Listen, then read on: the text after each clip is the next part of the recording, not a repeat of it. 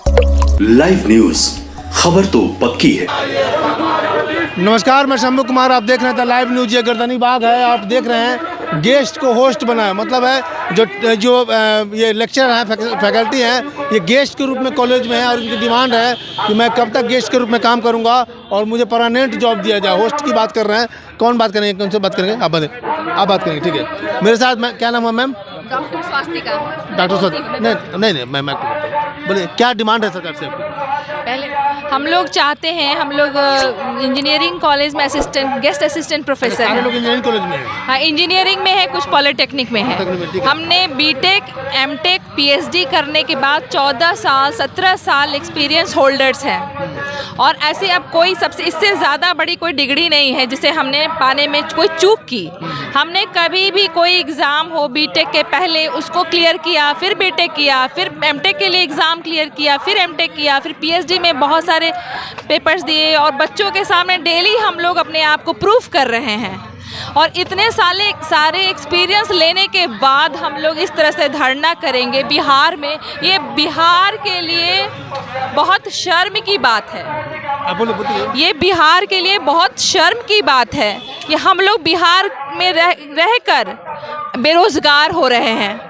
इतने पढ़े लिखे लोग, हाईली क्वालिफाइड लोग, हम लोग बेरोजगार हो रहे हैं। सरकार को हमें तुरंत बुला करके डीएसटी को ये ऑर्डर देना चाहिए कि जो लोग को भी गेस्ट असिस्टेंट प्रोफेसर को निकाला गया है उनको वापस ले और अब से आगे किसी गेस्ट असिस्टेंट प्रोफेसर को ना निकालें, क्योंकि 40 की उम्र के बाद हमारी आयु सीमा ख़त्म हो जाती है कोई भी सरकारी नौकरी के लिए। और प्राइवेट कॉलेज इतनी हाईली क्वालिफाइड डिग्री के साथ न्याय नहीं कर सकता, वो हमारा शोषण ही करेगा, हमें हमारी डिग्री के साथ जस्टिस नहीं होगा। कब से आप लोग यहाँ पर हैं? अब 2-3 दिन हो गया लगता है। हाँ, 4-5 दिन से हो गया, 5 दिन। देखिए ये पट्टा देखिए, बड़ा भावुक पट्टा का है।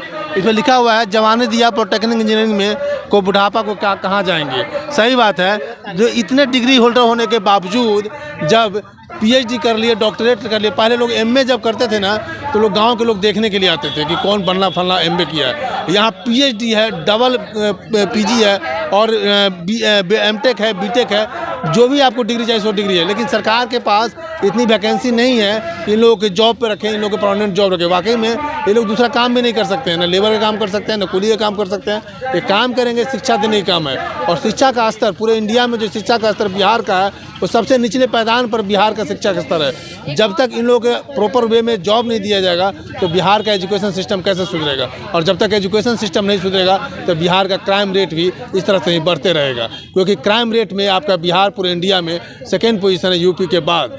तो आप एजुकेशन को सुधारिए, जो टीचर है उनकी आप इज्जत कीजिए, उनकी जॉब पे रखिए, उनको प्रॉपर में चलिए। बोलिए। मैं इलेक्ट्रॉनिक्स एंड कम्युनिकेशन में इंजीनियरिंग एमटेक और पीएचडी की हूँ। जीसी बक्सर में गवर्नमेंट इंजीनियरिंग कॉलेज में असिस्टेंट प्रोफेसर हूँ। मैंने जब इलेक्ट्रॉनिक्स एंड कम्युनिकेशन ब्रांच में इंजीनियरिंग यहाँ पे नहीं था तब, और एमटेक नहीं था तब, हमने बाहर जा करके हमने अपने घर को छोड़ करके, बिहार छोड़ के हम बाहर से सब तरह से डिग्री ले करके हम बिहार में आए कि अब हम बिहार के लिए करेंगे। ठीक है, देखिए अगर इस तरह के प्रोत्साहन सरकार नहीं करे होगा क्या? एग्जाम्पल किया जाएगा हमारे ग्रामीण परिवेश में, एग्जाम्पल क्या कहते हैं, फलाना तो डॉक्टर कर लिया है उसके बाद ही बैठा हुआ, पढ़ लिख के क्या फ़ायदा होगा? क्यों ना तुम अनपढ़े रहो और पैसा कमाओ। ये मैसेज चला जाता है, गलत मैसेज आता है। इस मैसेज को सुधारना होगा। क्या बोलेंगे सर? क्या बोलेंगे आप?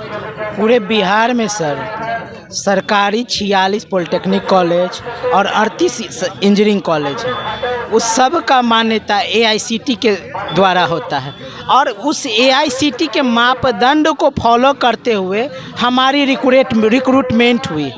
अब ये सोचिए कि हम लोगों को हटाया जा रहा है और नियमित नियुक्ति होकर जो आ रहे हैं उन लोगों को रखा जा रहा है। जब हम लोगों का नियुक्ति एआईसीटी के मापदंड के अनुसार है तो हम लोगों को क्यों नहीं समायोजित कर दिया जाता है? क्या बोलेंगे सर? एक लाइन। हम लोग को समायोजित किया जाए क्योंकि हम लोग 10 साल 15 साल से हमेशा पॉलिटेक्निक को खड़ा किए स्थापित। क्या उम्र होगी सर आपको? 55 वर्ष। अभी तक जॉब में नहीं है? नहीं है।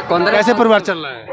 बस ऐसे जैसे चल रहा है। जैसे देखिए ये रिटायरमेंट के कगार पर आ गए हैं 60 साल में लोग 60-62 साल में रिटायर करते हैं और अभी तक जॉब की तलाश में है। शायद इनको समय रहते जॉब मिल जाए तो एक सेल्फ सेटिस्फेक्शन, पैसा से तो ज़्यादा पैसा नहीं कमा पाएंगे, लेकिन इनके परिवार को और इनको सेल्फ सेटिस्फेक्शन इस बात के लिए मिलेगा कि जो इन्होंने एजुकेशन प्राप्त किया है वो एजुकेशन का एक मान्यता रह जाएगा। मैं शंभू कुमार, कैमरामैन राज के साथ the live news, Patna. Live news, खबर तो पक्की है।